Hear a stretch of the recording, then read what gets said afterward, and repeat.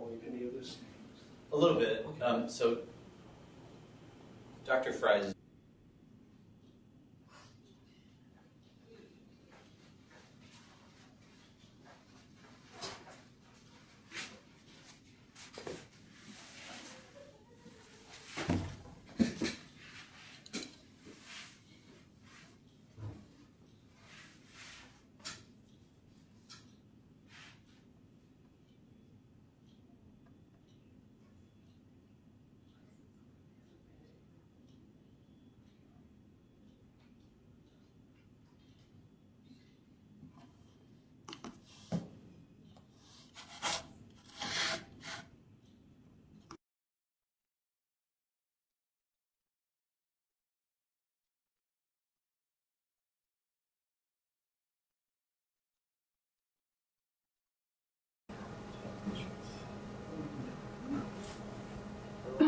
We have our remote sites. Oh, this is going to be hard.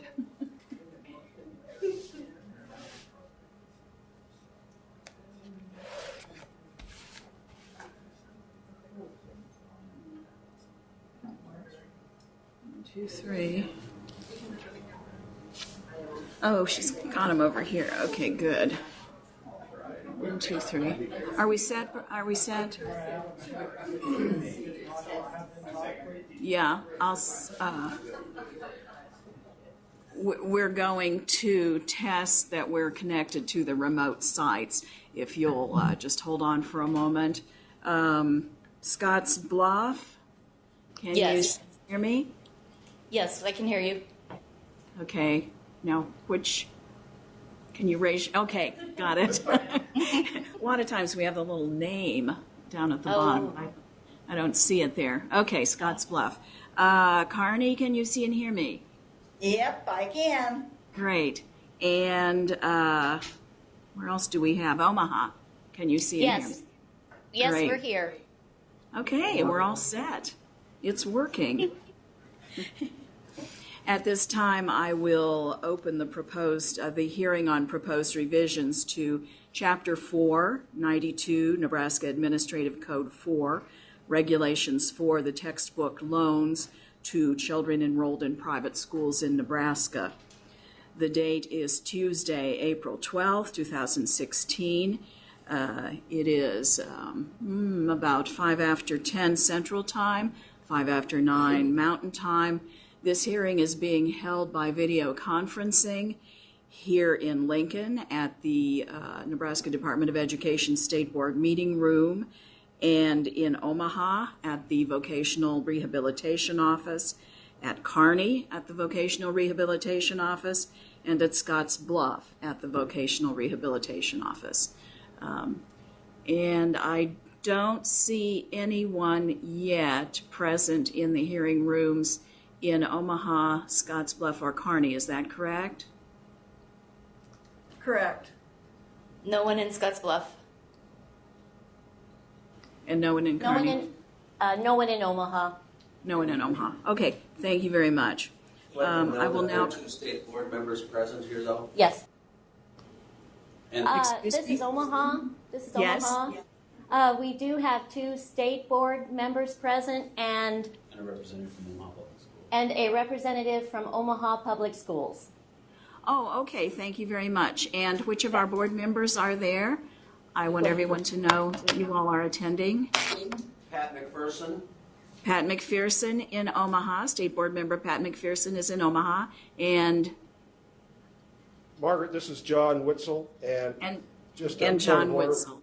we will just be monitoring and, if you will, listening. Wonderful.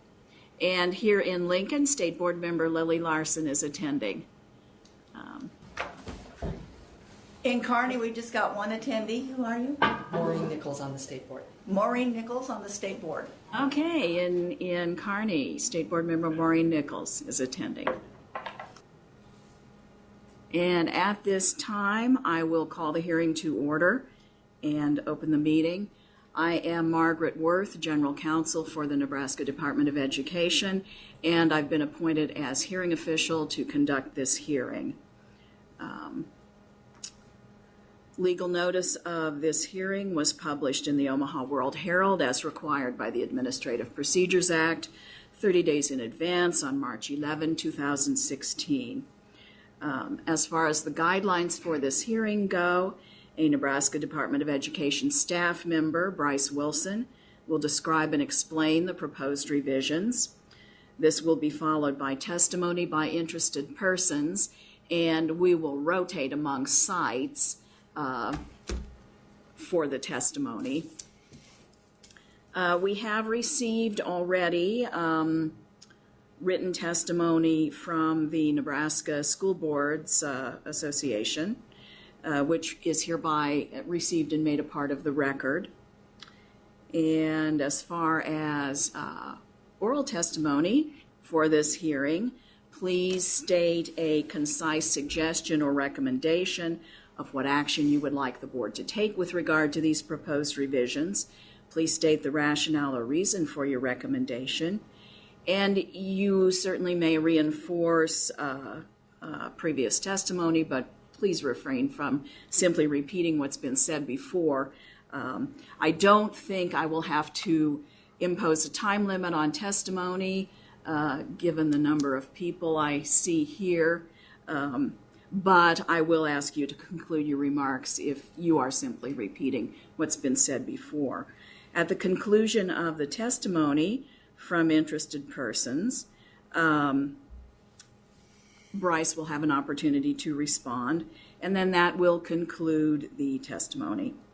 The testimony presented is being recorded, and the audio recording will be made available to State Board members, and along with a summary of the hearing and copies, a written summary of the hearing, and copies of all written testimony presented.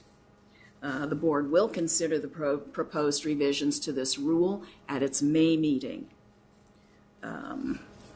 If you have any written testimony, please do submit it to Brenda Widd, who's here in the room to my left, and or if you want to send in written testimony, please make sure it is received here at the department by 5 p.m. Central Time today in order for it to be made a part of the record. At this time, I'll ask Bryce to provide a description and explanation of the proposed revisions. Bryce? All right, the rule hearing today is a result of a rule-making petition adopted by the State Board of Education. The Nebraska Catholic Conference has proposed changing the definition of textbook in Rule 4, Section 002.03. It is our understanding they are broadening the definition of textbook. Thank you. We'll start with testimony here in Lincoln, and please, anybody who wishes to testify, come forward, sign the sign-in sheet.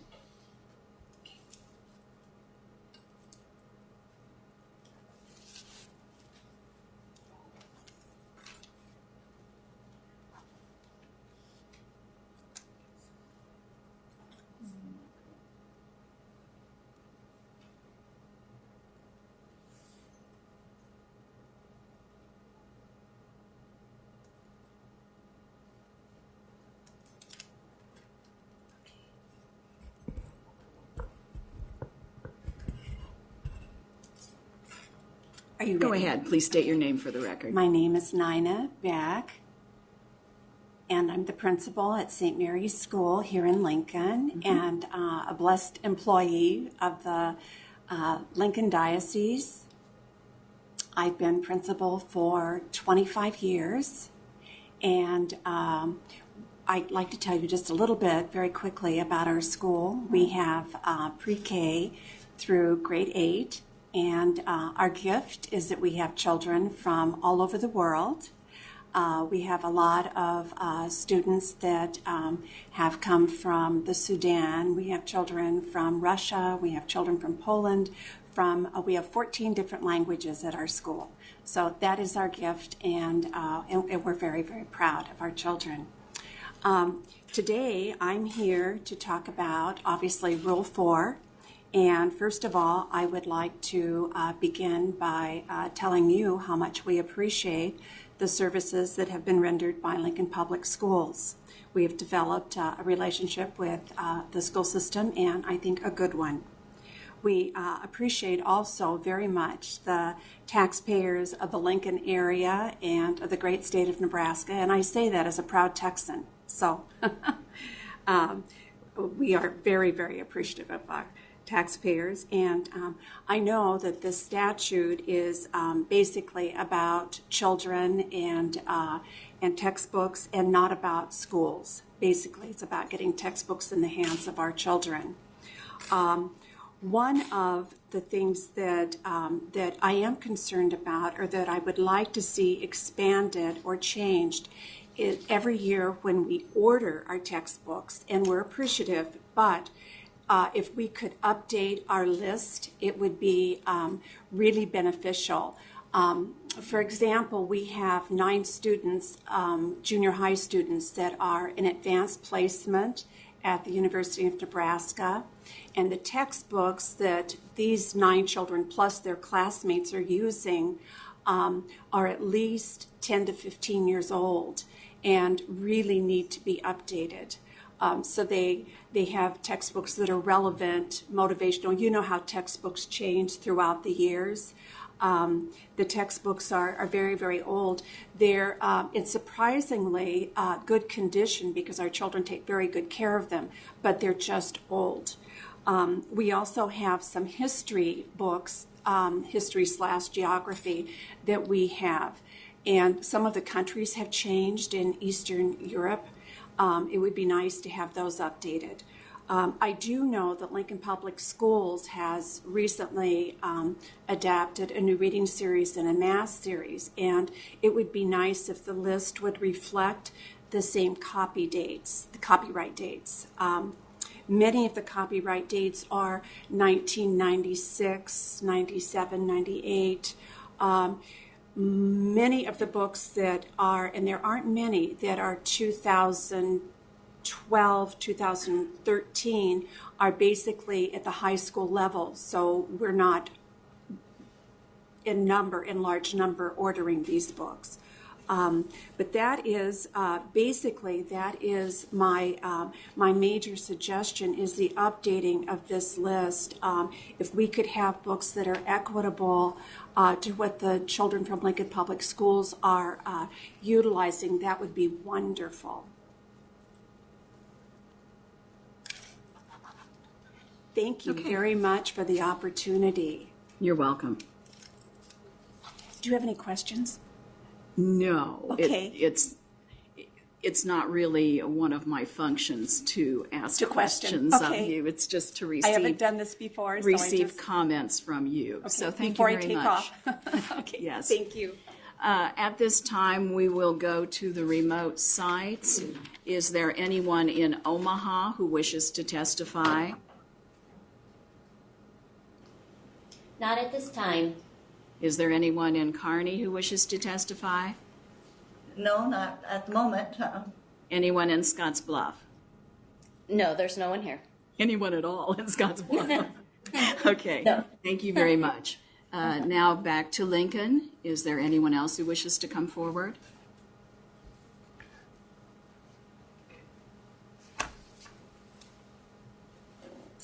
Good morning. Morning. My name is Ted Deturk, D-E-T-U-R-K. I am the Administrator for Educational Service Unit Number 2 in Fremont, Nebraska. And before I get started, I guess I would like to thank the board members who are in attendance. I appreciate their service. Not always an easy or a financially fruitful position, but their service is truly appreciated. As I read through the changes recommended for Rule 4, and I'm looking at the proposed revision right here, I was struck by the ambiguity, and I'm going to quote this: any educational resource designated for use by individual students. In visiting with my colleagues, and these are people who have been who spent their careers in education, even they were unable to clarify exactly what that statement means. From an educational standpoint, this could include a learning management system allowing online coursework, which makes complete sense, and yet that's impossible without access to a device and the internet. So the question bears asking: for a student enrolled in a private, approved, or accredited school, is providing a device necessary along with connectivity are those educational resources. Through further discussions, an additional question arose regarding, is a teacher or a para an educational resource that may be designated for use by an individual student? Now, I don't believe anyone sees Rule 4 requiring public districts to provide a student from a private approved or accredited school with an instructor. But without clear guidance and an understanding of exactly what is and is not covered, leaves the definition open for much conflict. I understand the concept of expanding this rule in keeping with educational developments. I support that completely. And if this revision is approved, my first hope would be we would take a look at a teacher accreditation, and we would simply list that as a caring adult who's interested in the education of youth. I think the ambiguity that way would obviously provide a lot of flexibility. I don't believe leaving this much ambiguity, however, is going to be helpful. Prior to infusing any change, please address the vagueness of this rule as it is being presented. And my recommendation then would be, I think some further study needs to be done, specifically with a cross-section of educators who are working with K-12 students. Thank you. Thank you. And once again to the remote sites, please chime in if there is anyone who wishes to testify at a remote site. Okay. Hearing nobody, we will stay in Lincoln. And is there anyone else who wishes to come forward and testify?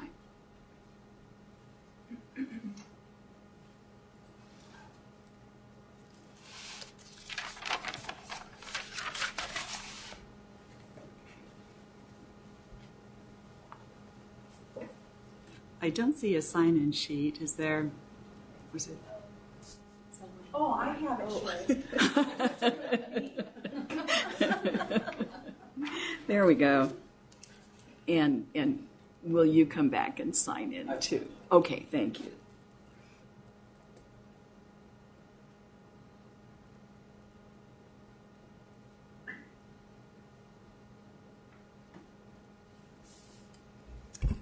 Okay, good morning. My name is Sherry Richert, and I'm the Policy Director General Counsel for the Nebraska Catholic Conference, which represents the mutual interests and concerns of the Catholic bishops serving the Archdiocese of Omaha and the Diocese of Lincoln and Grand Island.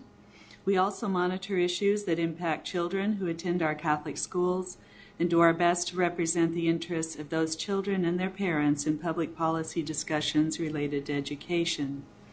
The conference would like to thank the State Board of Education for approving the petition filed by the Nebraska Catholic Conference, requesting an update of 92 NAC 4 regulations for textbook loans to children enrolled in private schools in Nebraska, also known as Rule 4. I also would like to sincerely thank all the board members who are taking the time today to attend this hearing and to listen to the testimony. We also are grateful to the staff at the Nebraska Department of Education for arranging this hearing. I would first note that the proposed amendment to Rule 4 as set forth in the petition was not intended to be definitive, but rather as a starting point for discussion with Commissioner Matt Bloomstead and other stakeholders. In particular, it has been pointed out that the term educational resource, as proposed for the textbook definition, is broad and may be interpreted as encompassing items that the NCC is not seeking to include in the textbook loan program, such as iPads, laptops, and other computer hardware. I heard the concerns that were raised by the previous speaker.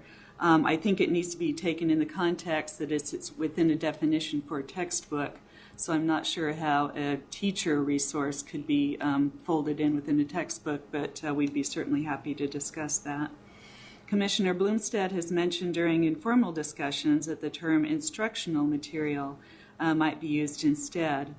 That term is used in varying contexts for similar programs in other states and may well be appropriate in the textbook definition for Rule 4. However, the conference does have a firm position with respect to one aspect of the proposed definition in the petition.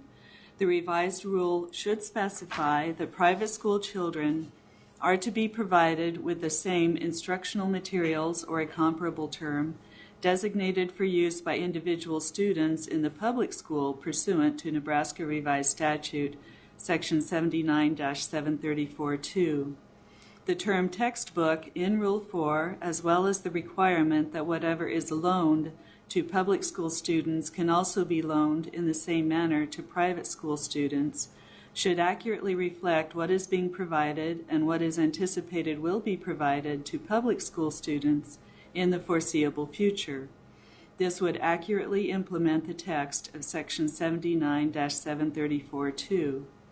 It is our firm position that there is no statutory provision other than Section 79-734-2 that authorizes local school boards to provide public school students with instructional materials. Public school students currently are receiving such resources as digital content, subscription work texts, and electronic bundles. NDE claims that these resources cannot be provided to private school students as part of the textbook loan program pursuant to Section 79-734-2.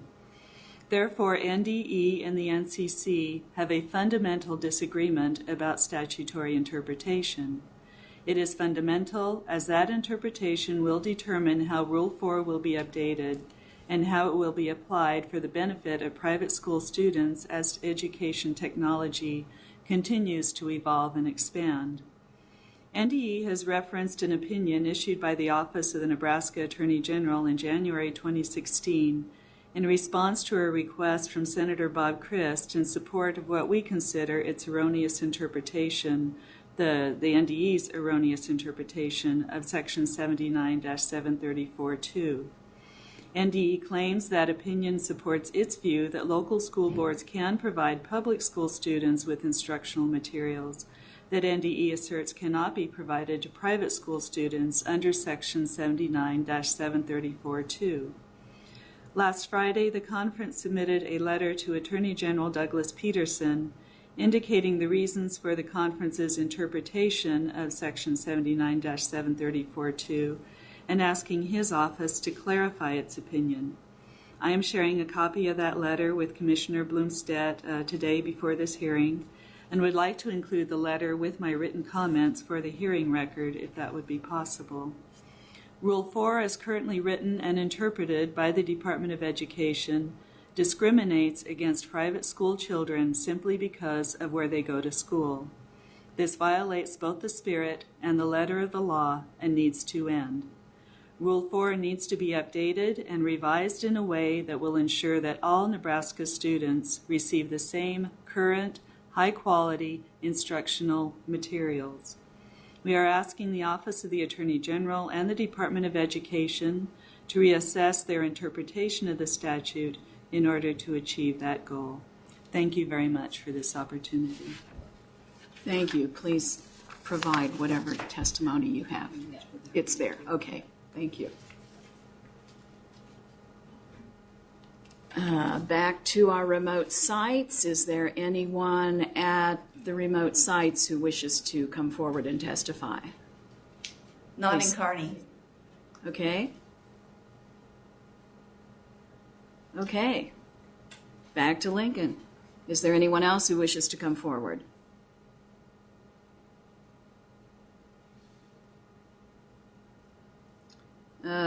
Seeing no one who wishes to come forward, I once again want to remind you to submit any written testimony you have brought or wish to submit to Brenda Widd or to the department by 5 p.m. Central Time. At this time, Bryce, do you wish to come forward and close? No. Okay, Bryce waves closing. At this time, I will, first of all, thank you all for taking the time to come forward, and on behalf of the State Board, extend the Board's appreciation to you for doing so. And I will close the hearing. Thank you.